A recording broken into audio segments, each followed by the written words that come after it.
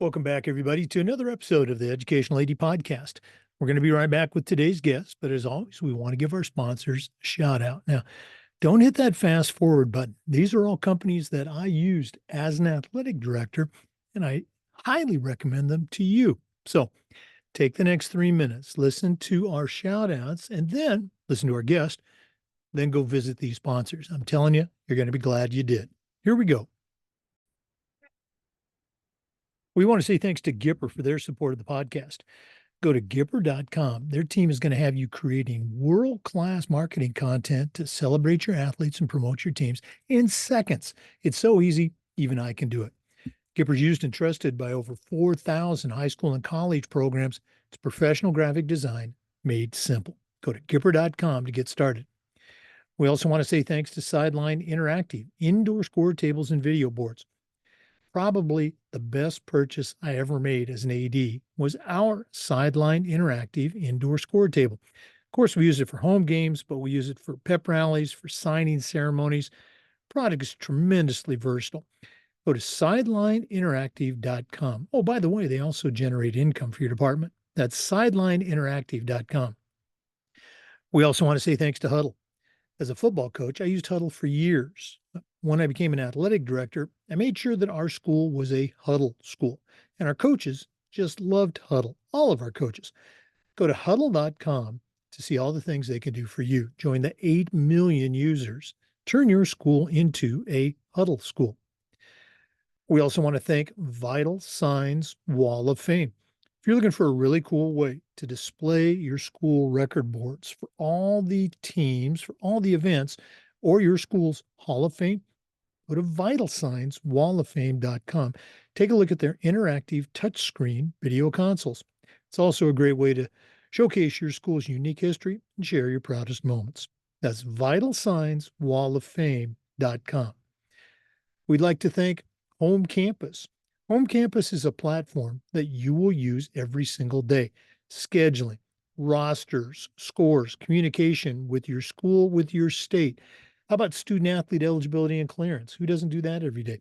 Home Campus does all of these things and more. Does it better, does it faster. To get started, all you have to do is go to homecampus.com. That's it, homecampus.com. We also want to thank the Ohio University Online Masters in Athletic Administration. This is an affordable 20-month, totally online program that focuses entirely on interscholastic athletic administration. You're going to earn your master's, but you're also going to earn 11 NIAAA leadership training courses. To get started, all you have to do is go to ohio.edu/info/MAA, the Ohio University Online Masters. We want to thank Hometown Ticketing, the leading digital ticketing provider to schools and colleges. I don't think I need to say anything more. Go to hometownticketing.com for more information. It's digital ticketing that offers more. We want to say thanks to Snap Raise. Have you ever spent weeks and weeks with a fundraiser and ended up with little to show for it? Stop right here. Go to snapraise.com. Hands down, the best online fundraiser out there. Go to their website. You can check out their other great platforms. But if you're looking for a fundraiser, you found it. Go to snapraise.com. You're going to be very glad you did. And we want to thank Athletic Surveys by LifeTrack. At my school, we use surveys for everything: kids, coaches, parents.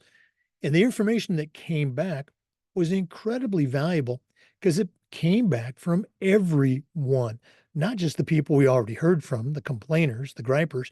That's only a small percentage. Athletic Surveys will create a custom survey that's going to let you hear from the 98% that support your program.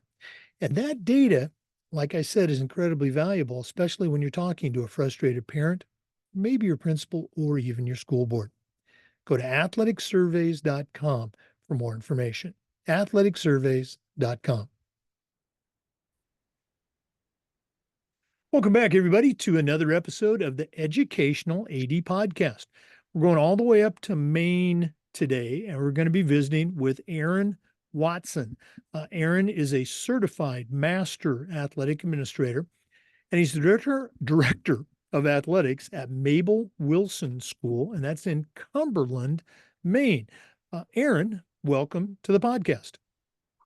Thank you for having me, Jake, and I'm excited to be here and talk a little bit more about some things. It's a great opportunity. Thank you. Oh no, absolutely. You and I have been talking for a while. We got this set up, and for our listeners, we're actually recording this on June 10th, so it's going to be very timely when you're actually listening to it. Aaron, as you know, we always like to let our listeners have a chance to get to know our guests. So give us that quick bio, where you were born, where you grew up, maybe take us up through your own high school and college days, and then we'll take a break. But what's the Aaron Watson origin story? Happy to share. Every one of our stories is unique, and mine's no different. I do want to start by saying that my current job title, Jake, I'm actually a physical education teacher this year. I'm not directing athletics this year. I was 9 years in athletic administration before I decided to take what some people may call a gap year, or or maybe just step away. I really missed working with students in the classroom, and I found this really great opportunity at the Mabel I. Wilson School in Cumberland, Maine, to get back into teaching. And this has been a tremendous year for me. There's a little bit less of answering emails and putting out fires, and more creative opportunities with engaging students in physical activities. So it's my 27th year in education. I graduated from the University of Maine at Orono with a degree in kinesiology and physical education, and did just that for 17 years. Before entering athletic administration for 9 years, and this is my first year back in the classroom. It's rejuvenated me and my desire to work deeper with students. I graduated from Oxford Hills High School, Oxford, South Paris, Maine, in 1991. I'm a proud Viking. I grew up in that community. Still stay in touch with friends and family and folks that are in that area as well. I originally grew up in Bangor, Maine, before moving to Oxford Hills to complete my high school years, and then on to the University of Maine. I was a three-sport athlete. My fall sport, I didn't really play one until cross country my senior year, so I was a three-sport athlete my senior year. I played basketball and baseball all 4 years. I wasn't a star player. I didn't go play D1 anywhere, but I was able to find my part and my niche in each of those teams and those programs. And I can confidently state that I would not be where I am right now if it weren't for my coaches. Particularly, they were tremendous role models for me in many ways, and I owe a lot to them for what they did for me. Well, I appreciate you sharing that, and I like the way you mentioned gap year. That you've certainly been busy during that gap year. We're going to talk about that later on, but I want to go back to growing up in Bangor. I think for people who are not from Maine, like me, you've heard of Portland, Maine. Certainly you've heard of Bangor, and maybe some of the resort towns. But what was that like growing up? Was it a big city experience? Was it small town? What was that like for you growing up? Gosh, I don't know the statistics or the rankings, but I know that Bangor, is one of the top cities in the state of Maine. So Bangor is very big. There were two junior high schools that led into one high school, and there were several elementary schools.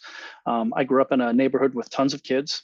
It was formerly base housing for when the Air Force Base in Bangor was open, and when that closed, that the housing turned into just apartment buildings for folks. So I grew up mostly there. I went to Down East Elementary School for 4 or 5 years. Ultimately, before going to one of the Bangor middle schools, played baseball up there. Didn't get into basketball or any other sports. I was solely a baseball kid. And then when I got to Oxford Hills High School, I branched out and started to try other things and got hooked on basketball as well. Looking back into those days, I'm going to say late 80s, early 90s for you in high school. What was your experience or perception of that experience coming into competitive sports with tryouts and cuts and that sort of thing? You mentioned already mentioned the influence that you that the coaches you had on you. So, take us back to those days. What was that like for you? Well, and this actually we touched maybe a little bit on this later in the podcast with the course that I was fortunate enough to write. I did try to play basketball in middle school, and I was cut from the program. I simply wasn't good enough.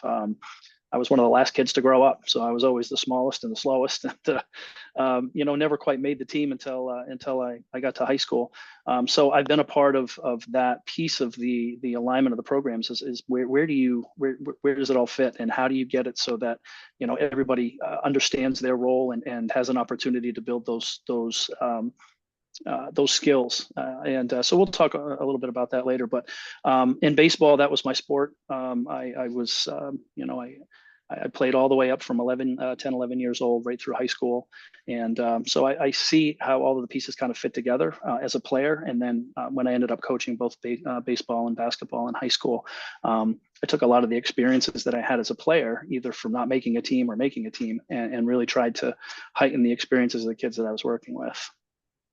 Now, I ask this question frequently, and I got a pretty good idea how you might answer it. But looking back at those high school days or even your college days, can you think of a moment that at the time it really didn't seem like much, but now looking back with experience and perspective, you can point to that moment and say, hey, that was significant in my life. Anything come to mind? Wow, great question. I would like to think that there were a culmination of lots of positive things. Certainly, there were some challenges too. As I said, I wasn't one of the star athletes. I was more of a role player. Particularly in basketball, I didn't see the floor all that much, but I worked hard and tried to push my teammates in practice, quite a bit. But the lessons that I learned from my coach, who's Scott Graffam, he's a Maine Basketball Hall of Fame coach, and he may not know it as much as he should, but he was a heck of a role model. He held us all accountable, and he was more of a father figure to me than I had ever anticipated, and he really helped shape what I wanted to do. And that was to coach and be involved in athletics when I got older. So through all of those experiences, both positive and negative, the playing time wasn't a big deal to me. I understood I wasn't going to be one of those top players. We went to a state championship my junior year, and I like to think that my practices helped them to get us to that state championship. But I wasn't on the court making any shots during that stretch. Well, it's still, Yeah. I just love to hear the stories and how they help make us, who we are today. We're going to take Yeah. our first break. For our listeners, we're visiting today with Aaron Watson. He's a certified master athletic administrator, currently teaching at Mabel Wilson School in Maine, but has a rich history himself in athletic administration. Let's take that break, but we're coming back. This is the Educational AD Podcast.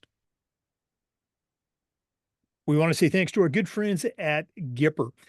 Your kids are on social media, and so are their parents a lot of times. And if you're not creating content to celebrate their accomplishments and promote your program, you're really missing out on a great opportunity. Go to Gipper.com. They'll have you creating world-class content in seconds, and it's so easy, even I can do it. Gipper's used and trusted by over 4,000 high school and college programs across the country. It's professional graphic design made easy. Go to Gipper.com to get started. We also want to say thanks to our good friends at Sideline Interactive, indoor score tables and video boards. Go to sidelineinteractive.com and you can schedule a live web demo to see their score tables and their score boards in action. Probably one of the best purchases I ever made was our Sideline Interactive indoor score table. Of course, we use it for home games, but we also used it for pep rallies, for signing ceremonies. Their products are tremendously versatile, and their customer service is just outstanding. Go to sidelineinteractive.com, schedule that live web demo today. Hey, welcome back, everybody, to the Educational AD Podcast. Once again, our guest today is Aaron Watson, longtime athletic director, currently teaching physical education at Mabel Wilson School, and that's in Cumberland, Maine. Aaron, you took us up through your high school and college days. Share a little bit of your journey. What are some of the stops that you made on your path that's brought you to Mabel Wilson? I went to school, University of Maine at Orono, and graduated with a degree in kinesiology and physical education.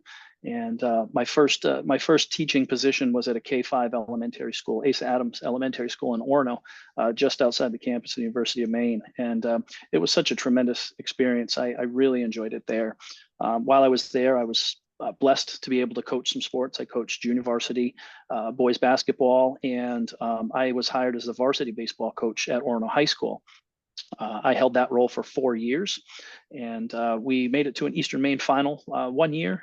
We had a couple of upsets, and we made it to an Eastern Maine final. Ended up losing to John Bapst. I can't remember the score on that one, but it was pretty convincing. But growing up, baseball was my sport. But when I got to college, something about basketball, the intimacy of the game, the fans on top of you, my playing experiences, even though I didn't see a ton of playing time, it was so positive for me.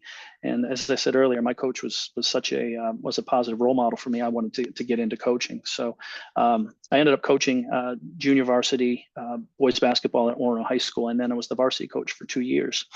I had a great opportunity after my 6 years up in Orono to take over a high school physical education teaching program in Topsom, Maine, Mount Ararat High School. I was the varsity boys basketball coach for 11 years there, and taught high school physical education there.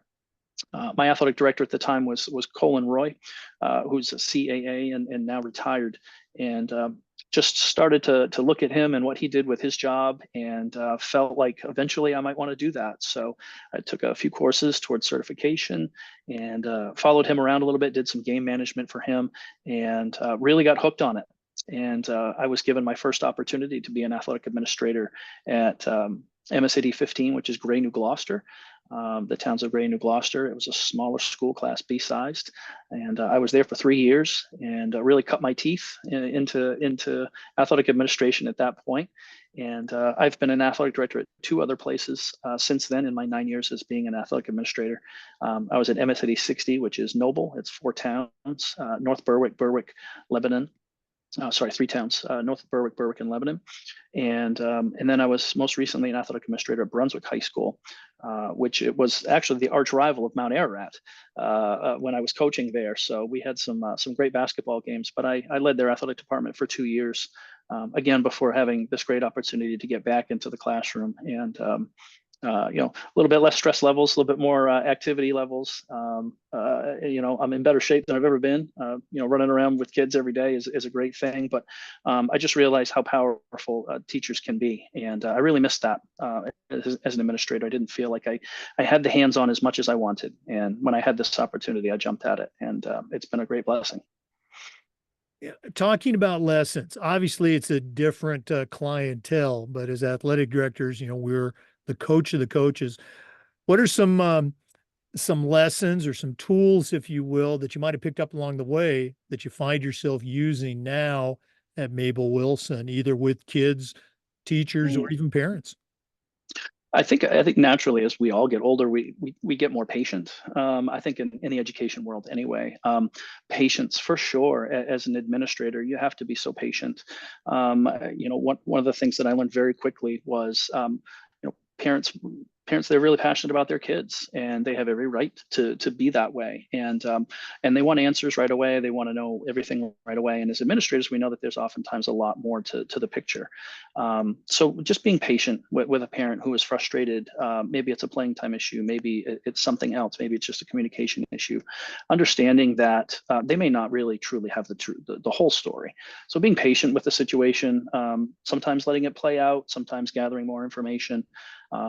When you go back into working with kids in the classroom, particularly kids now, they're only 2 or 3 years removed from a global pandemic, and being patient with them and understanding that when they come to school every day, they're giving you everything they got, and some of them don't have as much as other kids on particular days. So I would say patience would be one of the biggest ones that I learned from administration.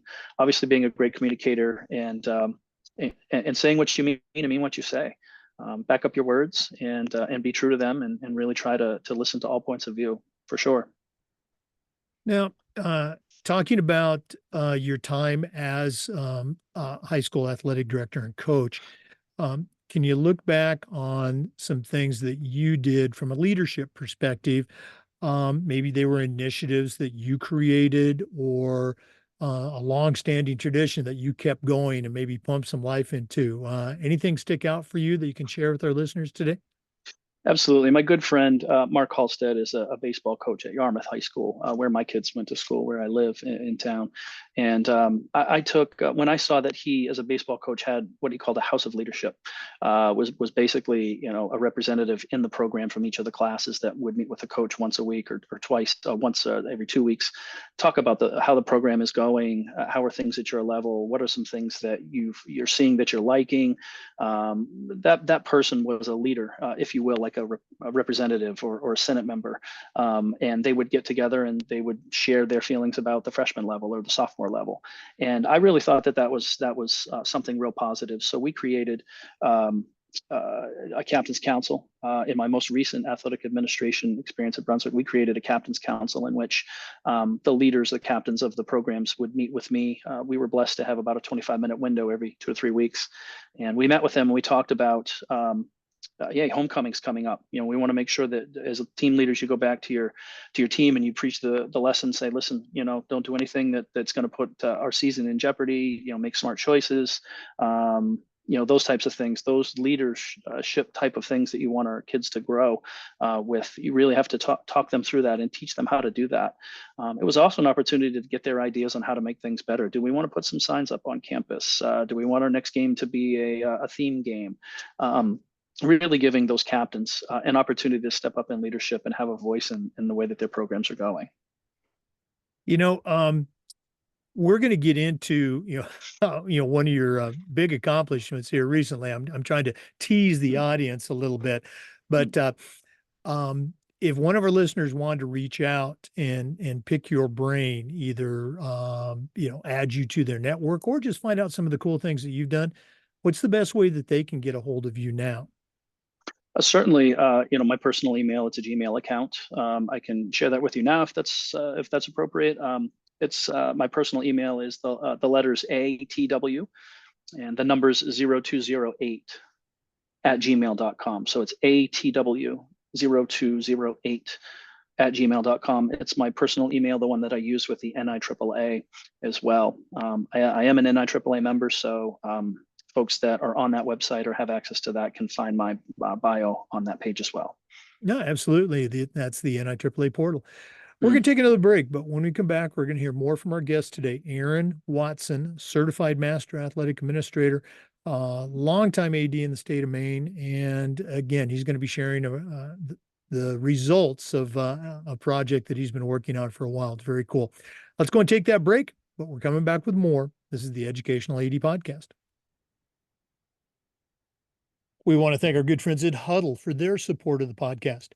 As a football coach, I used Huddle for years, but when I became an athletic director, I made sure that our school was a Huddle school. And our coaches, all of our coaches, just loved the tools that Huddle provided that let them coach our kids up to the highest level.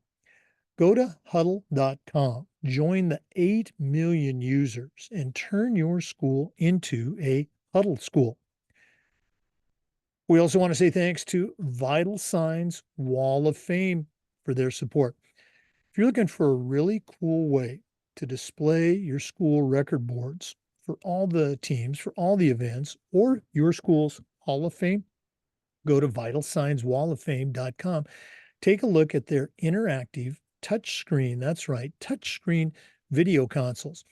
It's also a great way to share your school's unique history and your proudest moments. The website is vitalsignswalloffame.com. And we'd like to thank Home Campus. Home Campus is a platform that you're going to use every single day for things like scheduling, reporting scores, uploading rosters, communicating with your school, communicating with everybody in your state. How about student athlete eligibility and clearance? Who doesn't do that every day? Well, Home Campus does all of these things and more, does it better, and it does it faster. To get started, all you have to do is go to homecampus.com. That's it, homecampus.com. Welcome back, everybody, to the Educational AD Podcast. Aaron, we get a lot of new ADs, a lot of even young ADs, but new to the profession. And I think it's important for them to hear the journey that we take with our state association and with the NIAAA. So, can you share with our listeners how'd you first hear about the Maine Association and how did you get involved with NIAAA? The initial time that I heard about it was when I was kind of shadowing my athletic director at Mount Arrett High School. I asked him what the meetings were like. What do you do at the meetings? I started to get a feel for the collegiality that the all of the athletic directors have. It's a tough job, as we all know, and but the collegiality, particularly with the folks that I've been involved with, is just tremendous. They're fantastic human beings. And in my 3 experiences as an athletic director, I was in 3 different conferences. The Western Maine Conference was my first gig.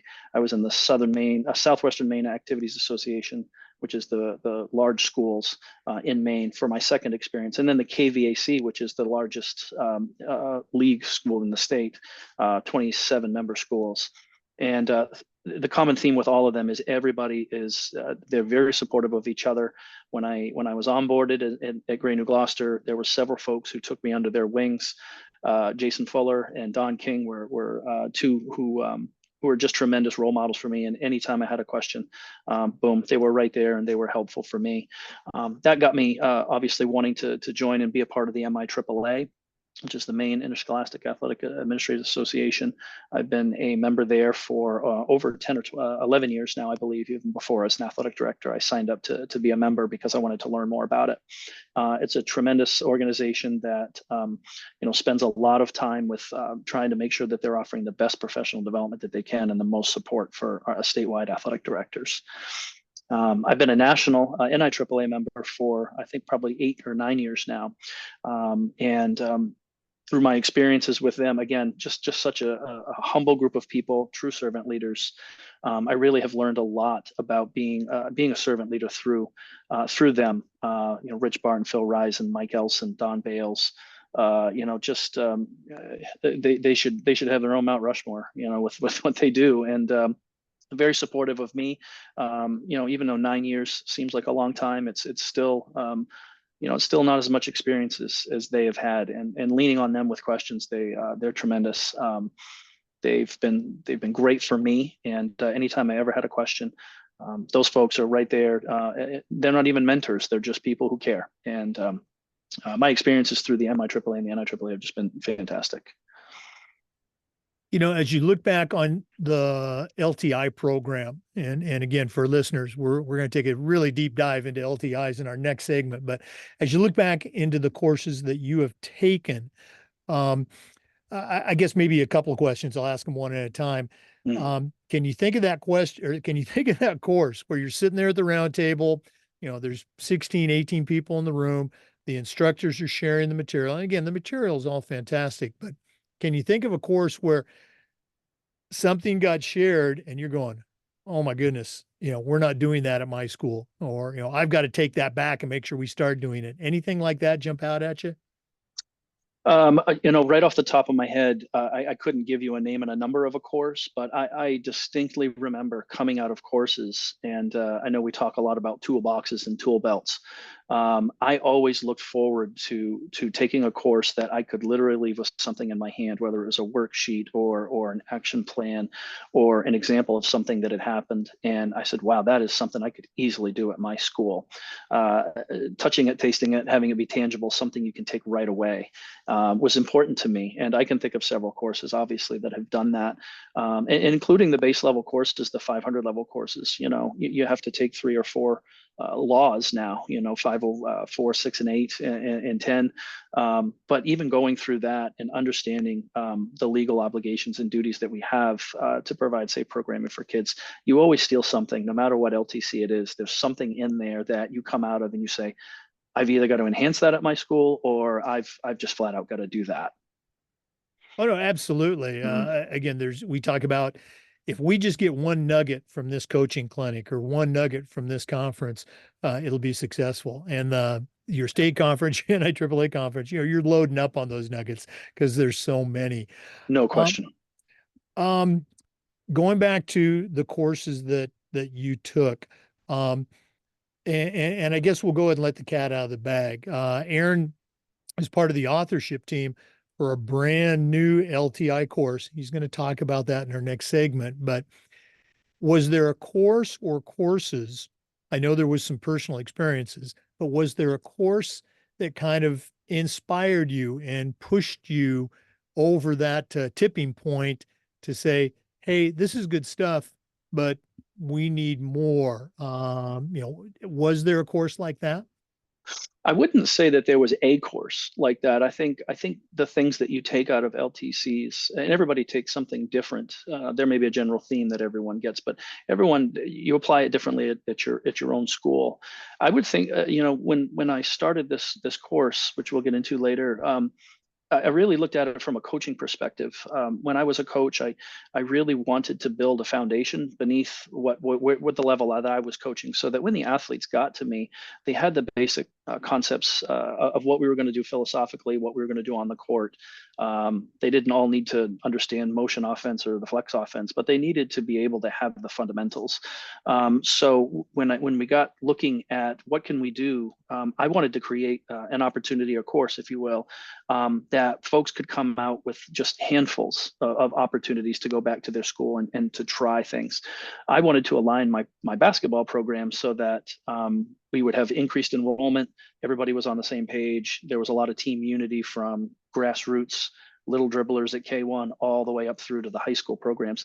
When I became an athletic director, I said, well, why every one of my varsity coaches should have this information. They should want to deep dive down and run summer programming for kids, which most of them do. But tying in even earlier, and not just tying in with the athletes, but tying in with the parents and getting parents supported in an earlier age, and understanding that parents are the ones that they're driving kids to practice. They're just as much a part of the program as athletes are. And I wanted to create something that could grab all of those pieces that are out there and unify them into a solid foundation, so that it was easier to increase sport participation and get an excitement around your town about your sports programs, and not just ball sports, every sport, from every fall sport to every spring sport and in between. Empowering coaches with the nuggets that I picked up from athletic director courses, and teaching them to the coaches so that they could go back to their own programs and build their foundations. Right. Again, and you and I have already talked about this off camera. Mm, It's just a great, mm. great idea. It's truly what we call a best practice. Let's go and take a break. When we come back, Aaron's going to take us on an even deeper dive into this new LTI course. So please stay with us. This is the Educational AD Podcast. We'd like to thank Hometown Ticketing for their support of the podcast. Go to hometownticketing.com. It's digital ticketing that offers more. If you go to Hometown Ticketing, their team is going to show you how you can set up and sell tickets online, not just for your athletic events, but things like school plays and concerts, school dances, even graduation.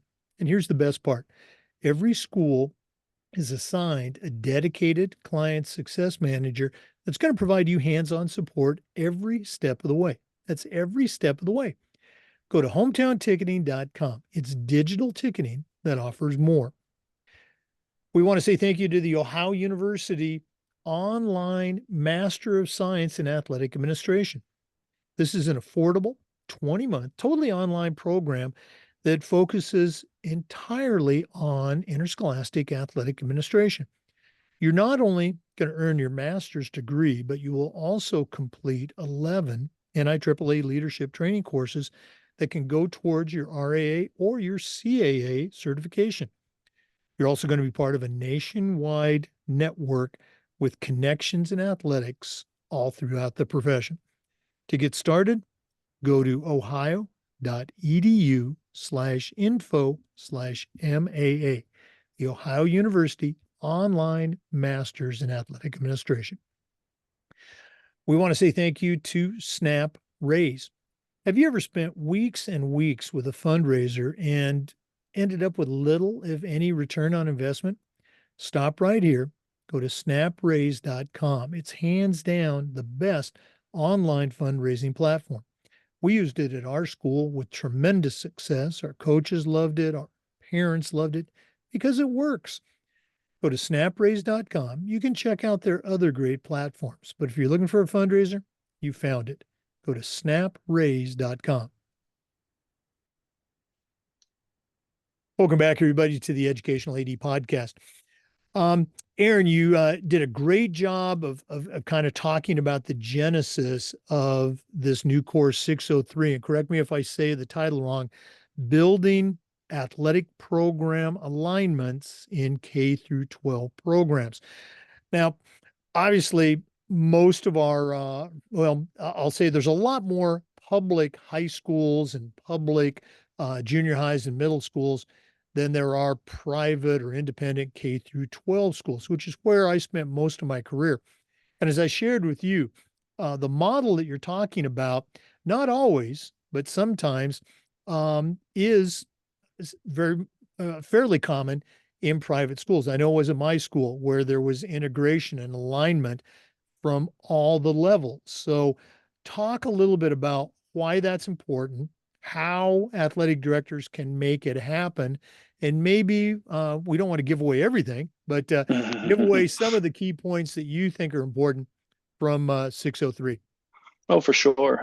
Yeah, certainly, I'd like to give away as much as possible, just so folks understand what the course is before they take it. But it's a valuable course. It started the journey really started in 2019, right before the pandemic. I approached my friend, the athletic administrator at South Portland High School, Todd Livingston, CMAA. He's also the Maine state of Maine. Coordinator, state coordinator for the NIAAA, and I approached him with an idea about this course, about building pyramids of success, or building a foundation underneath your programs, teaching coaches how to get into the community and how to align everything underneath them. And at first we thought maybe it's only a 1-hour workshop, or maybe it's some other thing. But the more and more that we dove into it, we realized that we had enough material for a course. So we reached out to the NIAAA, Don Bales at the time. We started the process of working through how do you build a course. So we did that, asked a lot of questions, gathered a lot of data. We got hit by the pandemic.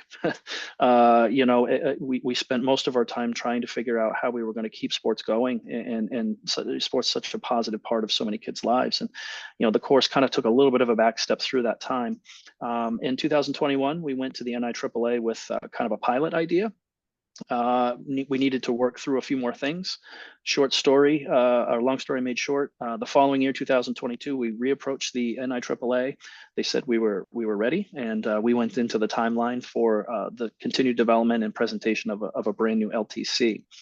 Through a lot of hard work and through a lot of connections, Don Bales passed the torch off with a mentoring program to Mike Elson. And we onboarded several new folks to become authors or contributing authors for the course. And I'm happy to share those names and want to do that in just a moment. We put it all together. We did the pilot program in the summer of 2023 to the state coordinators. We presented the course online after that, and as soon as we completed those two, we got a lot of feedback saying that we were ready, and we were put on the docket to teach for the first time LTC 603. As you said, building athletic program alignment in K through 12 school communities in Orlando, and we successfully did that this year. We had 54 members of the NIAAA in that class. There were only 2 other classes that had more in it. One of them was a law class, and another one was one of the newer courses that was presented. Since then, we've taught it at the Maine Athletic Directors Conference. We traveled to New Hampshire, Todd and I, and taught it there. 2 of our other authors, Michelle York, CMAA, and Tony Clower, CAA, and also assistant superintendent in Tennessee. They taught at the Tennessee State Association.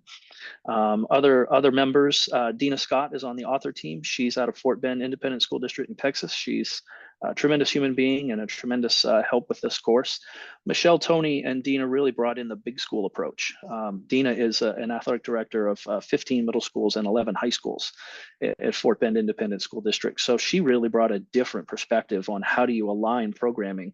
And she's got 26 schools, combined middle schools and high schools. So Jeff Behrens was a contributing author from Milwaukee, Wisconsin. And Carol Dazabrin, the executive director of the New Hampshire Athletic Directors Association, was also a contributing author along with Mike Elson. Together we got our ideas on paper. We formed our course. We taught it in December, and we've already been asked. We've done a webinar. We did a spring webinar for the NIAAA in February, and like I said, we've already taught it at 3 state associations this year. Looking forward to continuing to grow it and spread the good word. Well, that's a Hall of Fame roster of contributors. Yeah, I think just about yeah. every one. There might have been one. I think everybody's been on the podcast. Um, I was Yeah. very fortunate to be part of the authorship team for 716, the Partnering with Parents course a few years ago. Now that you've presented the course a couple of times, there's always those sections where you say, and it's the same with our course and with any course, where you go, boy, I should have said this, or I wish we could have done that. What are some of those tweaks that you've noticed? Maybe even feedback from people about making a great course even better the next time around. Mm. That's a great question. There's an old saying, if it ain't broke, don't fix it. But I think you and I both know that that's not true. You should always be looking to improve just about everything every facet of the job and what you do, because it only benefits student athletes. We've we received some really good feedback, in particular when we presented in December. There's a section in the course on roadblocks, of course, and we're careful not to spend a lot of time on that because I think roadblocks could be a course in and of itself for 4 hours, and we know them all. But how do you turn those roadblocks into the roadway to success? And we use those terms in the presentation. Roadblocks can be many different things, but the first thing that pops into your head, or two things, are parents. They're always roadblocks. But we try and talk through how can you make them into assets? How do you get them involved so that they aren't the thorn in your side, but rather they're the partner by your side? So we share some ideas on that, and we gather feedback from folks in the audience. Another one is, how do you work with the programs that are not educationally based? Your travel sports, your AAU, your soccer. Your Lightning, softball, and baseball. Sometimes those entities really don't send the right message for what education-based athletics is.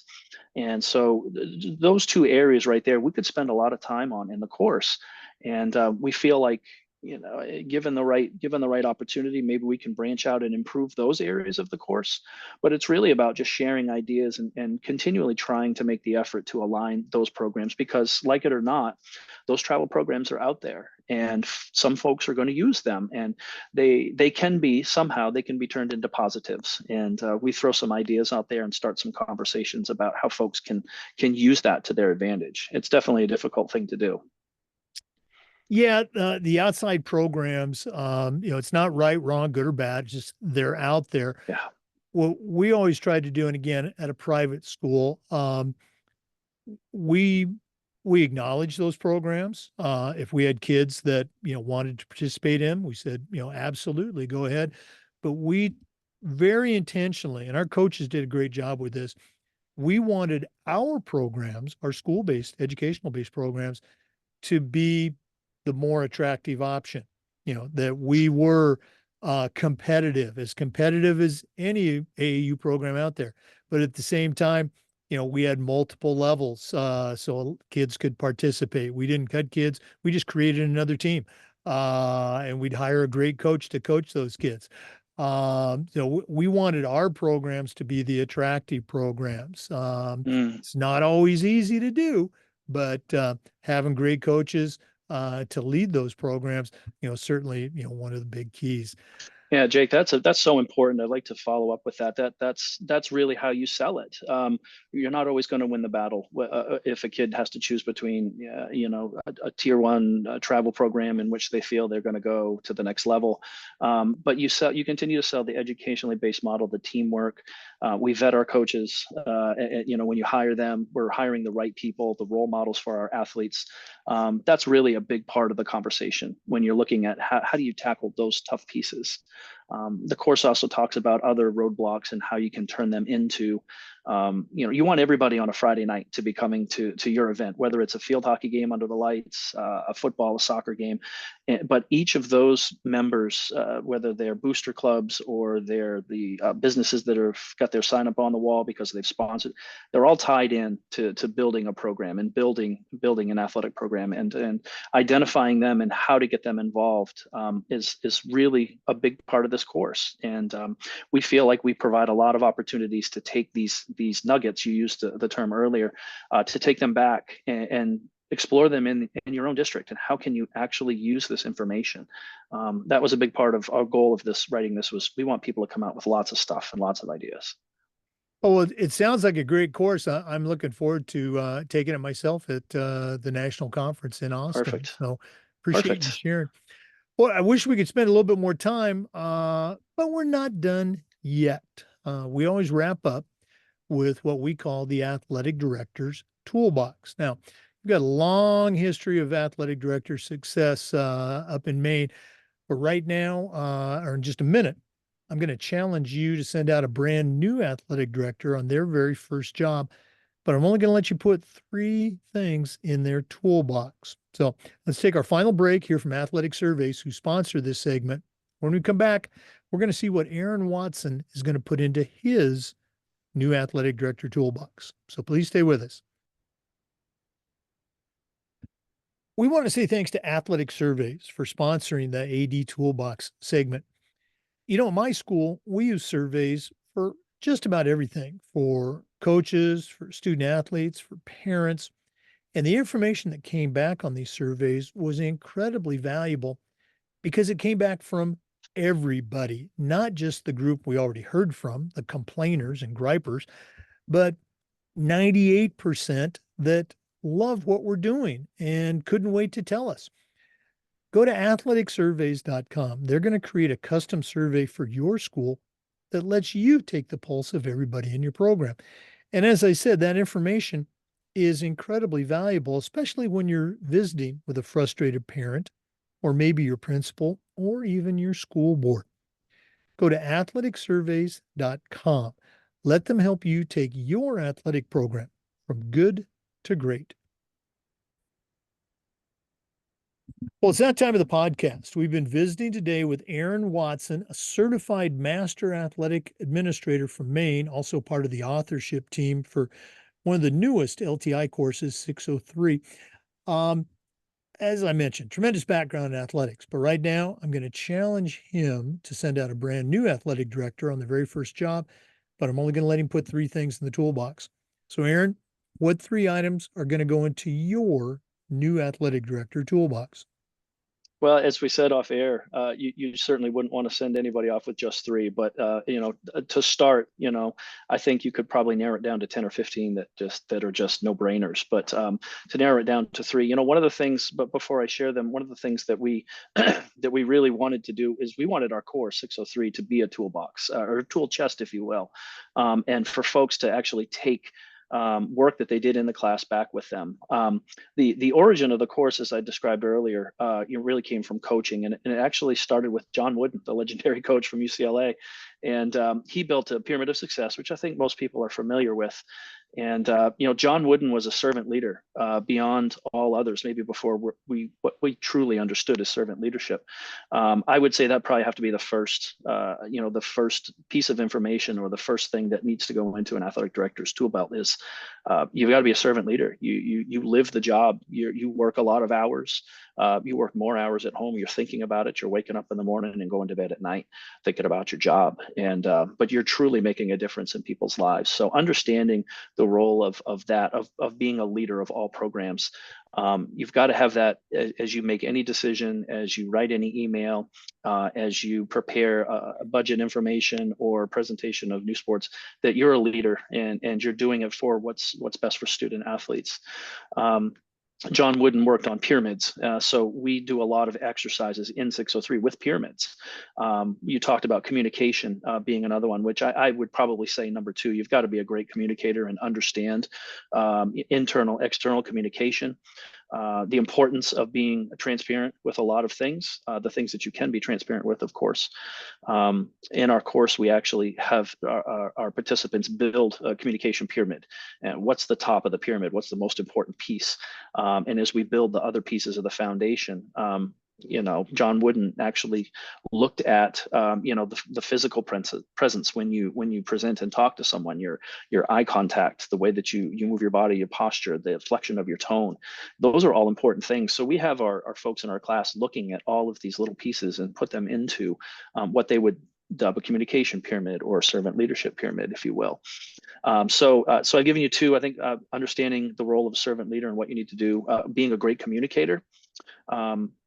And I guess I would say to any new athletic director, don't be proud. You could be athletic director of the year 10 straight years in a row and still want to learn and get better and need to learn and get better. We don't know it all. Lean on your colleagues. Understand that each town is different, each program is different, and the ideas and the experiences that your constituents and your colleagues have gone through, lean on them and have a great have a Rolodex. I don't think anybody has those anymore, but have it just busted full of names and contact information. And there's somebody out there that if you just need to spill your guts about a situation, or if you really truly need some advice, or you want to share some things, reach out into that Rolodex. Your colleagues in your state association and in your leagues, they are invaluable. And I wouldn't have gone through 9 years with the successes that I've had with the things that I've done without my colleagues. No question about it. Well, I love all of them. I love how you worked in that fourth one there too. But anytime somebody mentions Rolodex, if for those that have used a Rolodex, it really was pretty darn quick. You could flip through that pretty quickly, maybe even quicker than logging in and dragging up your spreadsheet and typing in the person's name. So I love the Rolodex. And again, the point is networking, build that network. Speaking of that, Aaron, if one of our listeners wanted to reach out, add you to their network, or just pick your brain a little bit, what's the best way that they can get a hold of you? An email would be great. And I shared it earlier. I'll do it again right now. The letters ATW0208@gmail.com. It's a personal Gmail account. I am also on the NIAAA portal, the Final Forms page. You can reach me there. I wouldn't Google me. I've Googled myself, and apparently I'm a famous country singer in Texas. I'm pretty good down there. So Googling me is not going to work. And I'm no Aaron Watson country singer, but you can find me through email and through the NIAAA portal, and we can touch base there. And I would be happy to share and answer any further questions about writing a course, about the course content of LTC 603. I look forward to paying forward what I've learned from my mentors, Don Bales, Rich Barton, Mike Elson, and all of the authors and co-authors on our team. I'm just excited to share this information. And that's an important point. The LTI courses, they come from athletic directors just like you. And when I say that, I'm talking to you listeners. So if you've got an idea for a course, reach out to the Professional Development Academy. Aaron mentioned Mike Elson. He's one of several in charge of that. And they can send you the materials, the information on how to go about submitting your idea for the next great LTI course.